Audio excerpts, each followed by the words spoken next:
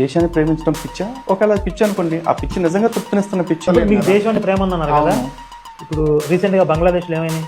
అల్లర్లు జరిగాయా? ఇప్పుడు నేపాల్లో జరుగుతున్నాయా? శ్రీలంక అతలాకుతలం అయిపోయిందా? రేపు భారతదేశంలో కూడా ఇదే పరిస్థితి రాబోతుంది. మీకు ఈ అవగాహన ఉంటే మీరు కూడా ఇదే వర్క్ చేయాలి. అసలు చెయ్యకపోవడం పిచ్చి మా దృష్టిలో. పాకిస్తాన్ ఏ కారణంగా విడిపోయింది? మతం కారణంగా. బంగ్లాదేశ్ ఏ కారణంగా విడిపోయింది? మతం. ఏ మతం కారణంగా అండి? ఇస్లాం కారణంగా. ఇప్పుడు ఈశాన్యంలో 7 సిస్టర్స్ అని ఒక 7 రాష్ట్రాలు ఉన్నాయి. ఆ 7 రాష్ట్రాలని గ్రేటర్ నాగాల్యాండ్ ఫర్ క్రైస్ట్ అని చెప్పేసి ఉద్యమం నడిపిస్తా దేశాన్ని ప్రత్యేకంగా విభజించి ఇవ్వాలి అంటున్నారు.